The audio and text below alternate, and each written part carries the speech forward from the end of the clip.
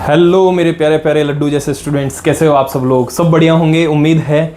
आज किसी क्लास का कोई लेक्चर लेकर के नहीं आया हूँ, आपके लिए एक छोटी सी जानकारी लेकर के आया हूँ। अगर आप एनडीए में जाना चाहते हैं, देश की सेवा करना चाहते हैं, तो आपके लिए बहुत ही सुंदर सुनहरा मौका आ चुका है। हाल ही में यूपीएससी एनडीए सेकेंड 2026 के लिए नोटिफिकेशन जारी हुआ है। नोटिफिकेशन 20 मई 2026 को जारी हुआ है, यानी कि इसी दिन से इसके एग्जाम फॉर्म स्टार्ट हो गए हैं।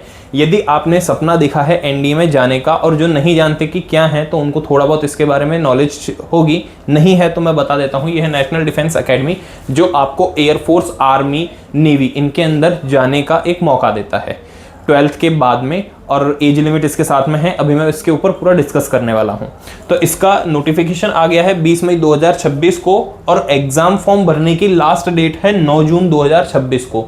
तो मैं पहले बता देता हूं कि लास्ट डेट की वेट हमको नहीं करनी चाहिए।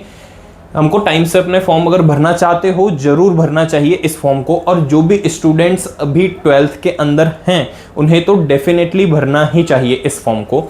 एग्जाम जो होगा वो आपका 13 सितंबर 2026 को होगा। इसका मतलब अगर अभी से देखते हैं तो मई चल रहा है, मई अगर कंप्लीट भी माने तो जून, जुलाई, अगस्त और सितंबर, मतलब कि आपके पास में लगभग 3.5 महीने का समय बचता है इसकी तैयारी के लिए। और एक बात बोलता हूं कि एक दिन में नहीं होगा, लेकिन एक दिन जरूर होगा।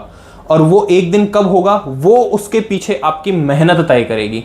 एक दिन में कुछ बदलने वाला नहीं है। एक दिन में आप भी कुछ नहीं कर सकते, एक दिन में मैं भी कुछ नहीं कर सकता, लेकिन वो एक दिन जब सब कुछ बदल जाएगा, उसके पीछे आपकी और मेरी दोनों की मेहनत रहेगी। इसलिए मेहनत आपको अभी से कर लेनी चाहिए। एडमिट कार्ड जो है वो इसका जिस समय एग्जाम होगा उसके 1 सप्ताह पहले आ जाएगा। एग्जाम की फीस कितनी रहने वाली है, तो फीस इसकी 100 रुपए रहने वाली है सामान्य श्रेणी के अभ्यर्थियों के लिए, और कैटेगरी वाइज इसमें छूट मिल जाएगी आपको।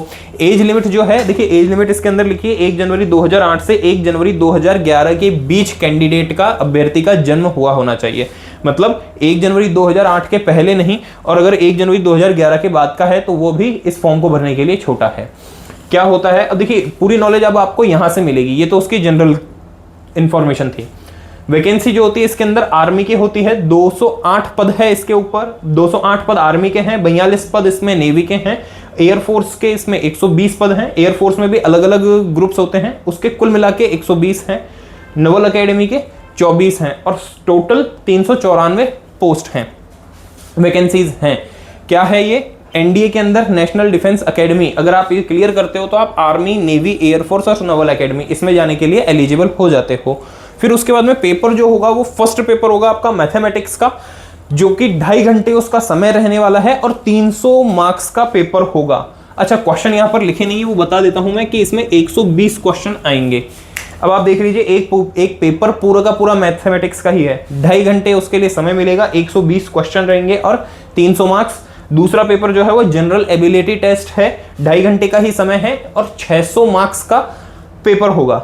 600 मार्क्स का पेपर होगा। इसके अंदर सब्जेक्ट क्या क्या रहेंगे, तो इसमें chemistry, physics, general science, geography, history, और जो करंट इवेंट्स होते हैं, जो नेशनल और इंटरनेशनल लेवल के ऊपर करंट में बहुत अच्छे मुद्दे चल रहे हों, जो न्यूज़ में हो, स्पोर्ट्स से रिलेटेड और अपॉइंटमेंट से रिलेटेड, इंटरनेशनल अफेयर्स से रिलेटेड, ऐसे जो मुद्दे होते हैं वो ये सारे जीएटी के अंदर आने वाले हैं। और सबसे बड़ी चीज, दोनों पेपर के अंदर नेगेटिव मार्किंग होगी। इसका मतलब -1/3 जो क्वेश्चन का मार्क्स होंगे उसके -1/3 नेगेटिव होगी। मतलब अगर आपने गलत कर दिया तो 1/3 कट जाएंगे। आज तक हम स्कूल में पेपर देते थे, तब क्या होता था, अगर हमने नहीं आ रहा तो कुछ भी लिख दिया तो भले आधा नंबर मिल जाएगा, लेकिन मिल जाएगा।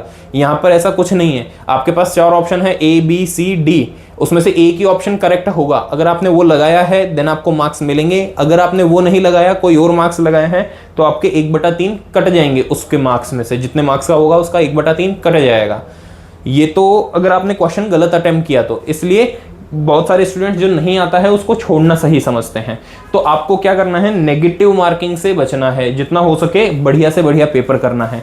फिर मैंने पहले बोला है, वापस बोल रहा हूं कि एक दिन में नहीं होगा, लेकिन एक दिन जरूर होगा। अभी आपके पास में 3.5 महीने का प्रॉपर टाइम है। अगर आप 12th क्लास में हैं और इस एज लिमिट के अंदर हैं तो आपको फॉर्म भरना ही भरना चाहिए। अगर आप 11th क्लास के अंदर हैं और इस एज लिमिट में आ रहे हैं तो भी आप इस फॉर्म को भर सकते हैं। अच्छा, ये इसका फर्स्ट स्टेप है। इसके बाद में एक एसएसबी इंटरव्यू होता है। अगर आप ये क्लियर करते हैं तो इसकी मेरिट, इसका रिजल्ट आता है। अगर आप वो क्लियर करते हैं तो फिर वो आप एसएसबी के लिए एलिजिबल होते हैं। अगर मैं बात कर लूँ मैथमेटिक्स के सिलेबस की, तो सिलेबस इसका बहुत कोई ज़्यादा हार्ड नहीं है। जो आपने 11th और 12th के अंदर पढ़ा है वही आना है, बस वहाँ पर काम केवल इतना करना होता है कि 2.5 घंटे के अंदर 120 क्वेश्चन। इसका मतलब कुछ क्वेश्चन ऐसे होते हैं जो आपको केवल पढ़ने के बाद में ही समझ में आ जाएगा कि इसको करना है कि नहीं करना है, क्योंकि इतना माइंड आपका चलना चाहिए कि इसको छोड़ देना चाहिए या फिर करना चाहिए, कि अगर ये 10 सेकंड के अंदर कर सकता हूं मैं या कर सकती हूं तो यस, अदरवाइज नेक्स्ट पे जाइए। 120 क्वेश्चन कोई बड़ी चीज नहीं है, 2.5 घंटे के अंदर 300 मार्क्स का पेपर है। अब देखिए, वापस बार बार एक ही चीज बोल रहा हूं, एक दिन में करना पॉसिबल नहीं है, लेकिन एक दिन हो जाएगा, यस ये पॉसिबल है। ठीक है, आपको अपने ऊपर भरोसा रखना है। अगर आप इस एग्जाम की तैयारी करते हैं तो डेफिनेटली आपको अपने ऊपर भरोसा रखना है, और अपने ऊपर भरोसा करने के लिए आपको प्रैक्टिस करनी होगी, आपको तैयारी करनी होगी। तैयारी किस तरह से और कितनी और कैसी होनी चाहिए, उसके लिए एक बढ़िया सा एक छोटी सी स्टोरी है, वो ध्यान आती है कि एक बार एक बालक था, वो उसके एक हाथ नहीं था, दायां हाथ उसका नहीं था। अब देखिए, उसका शौक था कि मुझे जूडो सीखना है।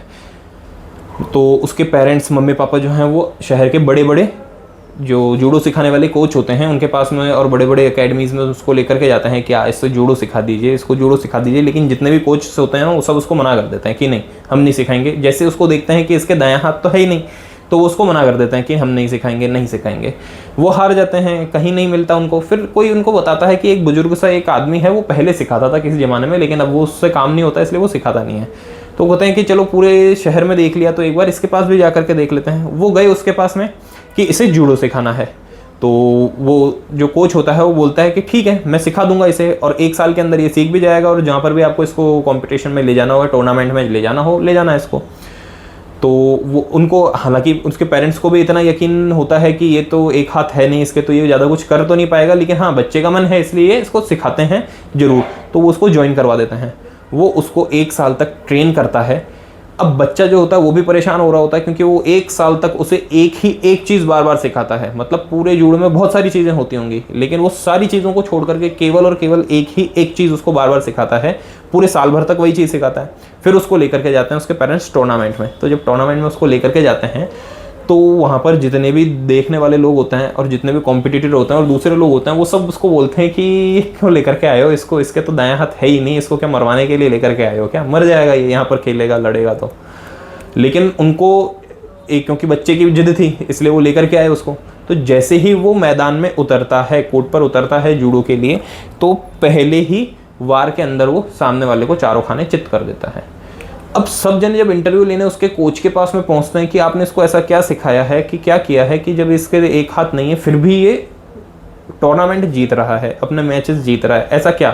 तो उस जो कोच था उसने एक चीज़ बोली जो इसकी कमी लगी, इस पूरे जो भी कोच थे या जो भी सिखाने वाले थे या पूरी दुनिया को जो इसकी कमी लग रही थी, मैंने उसी को इसकी ताकत बनाया। मतलब मैंने इसको केवल एक ही चीज़ सिखाई, और वो ऐसी चीज़ सिखाई जिससे बचाव करने के लिए, डिफेंस करने के लिए सामने वाले के पास में एक ही ऑप्शन है कि वो इसके दाएं हाथ पर वार करे।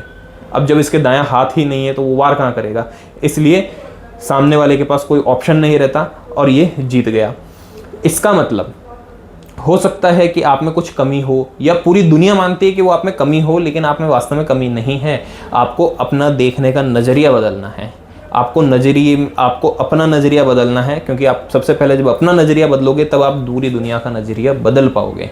इसलिए बार बार बोल रहा हूँ, एक दिन में नहीं होगा, लेकिन एक दिन ज़रूर होगा, और वो एक दिन लाने के लिए आपको मेहनत अभी से करनी पड़ेगी। मतलब आपको अपना टाइम इस तरह से मैनेज करना है कि यदि आपने सोचा है मुझे एनडीए का फॉर्म भरना है और मुझे ये इनमें से कोई भी एक पोस्ट चाहिए। देखिए मैं बोलता हूँ ना 394, जब भी तैयारी करो तो ऐसी तैयारी करो कि ऐसा मत बोलो 394 पोस्ट है, नहीं 393 पोस्ट है दूसरों के लिए, एक पोस्ट तो मेरी वहाँ रिजर्व है। आपके मेहनत के अंदर इतना कॉन्फिडेंस होना चाहिए कि आप बोलो कि नहीं 394 नहीं 393, एक पोस्ट तो मेरी है। वो 393 किसी की भी हो वो मुझे नहीं पता। आपकी मेहनत जब इस स्तर की होगी ना, तो मैं बोलता हूँ कि ये जो पेपर है ना, ये बहुत ही आराम से और बहुत अच्छे से क्लियर होंगे। अगर आपको ये सेशन सही लगा और समझ में आया, अगर आप इस फॉर्म को फिल करना चाहते हो तो कमेंट बॉक्स में आप यस लिख करके भेज देना, और डिस्क्रिप्शन के अंदर टेलीग्राम व्हाट्सएप ग्रुप के लिंक हैं, तो आप उसके अंदर ज्वाइन हो जाना। जो इसका ऑफिशियल नोटिफिकेशन है वो भी वहाँ पर हम ड्रॉप कर देंगे। और भी अगर आपको किस तरह से फॉर्म भरना है और क्या क्या इसके अंदर पॉइंट्स हैं, जो नोटिफिकेशन है वो पूरा आपको वहाँ पर हम शेयर कर देंगे, ताकि आपके कोई भी डाउट हो तो आप एक बार उसको रीड कर लेना। उसके अंदर सारा नोटिफिकेशन में दिए हुए हैं, सारे पॉइंट्स दिए हुए हैं, किस तरीके से फॉर्म भरना है, क्या डेट है और किस तरह से प्रोसेस रहेगा इसका पूरा। ठीक है स्टूडेंट्स, मुझे उम्मीद रहेगी कि आप जरूर इसके लिए अप्लाई करेंगे। यदि अप्लाई करते हैं तो कमेंट बॉक्स में यस लिख करके जरूर बताना, ताकि हमें पता चले कि कितने स्टूडेंट्स इस चीज़ को लेकर के एक्साइटेड हैं। रही बात मैथ्स की, मैं बता देता हूँ कि इसका मैथ्स का जो कोर्स, मतलब मैथ्स का कोर्स तो क्या कहेंगे, मैंने पहले ही बोल दिया 11th और 12th का आता है। तो 11th और 12th में जो भी हमारे यहाँ पर लेक्चर्स हम अपलोड कर रहे हैं उसको इस तरह से हमने डिज़ाइन किया हुआ है कि वो नेक्स्ट लेवल कंटेंट है उसके अंदर। रही बात क्वेश्चंस की, तो जैसे जैसे चैप्टर कंप्लीट होंगे हम उससे रिलेटेड जो बढ़िया क्वेश्चंस हैं वो भी कवर करेंगे। और बाकायदा जब क्वेश्चन करेंगे तब मैं आपको बताने वाला हूँ कि ये देखिए ये क्वेश्चन है, इस चैप्टर का है और इस एग्जाम के अंदर एनडीए के इस साल के इस पेपर के अंदर आया है। और अगर आपको सबूत चाहिए हो तो पहले आप वीडियोस वो अच्छे से देखना, जो आने वाली वीडियोस हैं उसके अंदर ये भी बता दूंगा कि आपके इस पेज नंबर के ऊपर इस साल के इस पेपर में इस नंबर का ये क्वेश्चन था।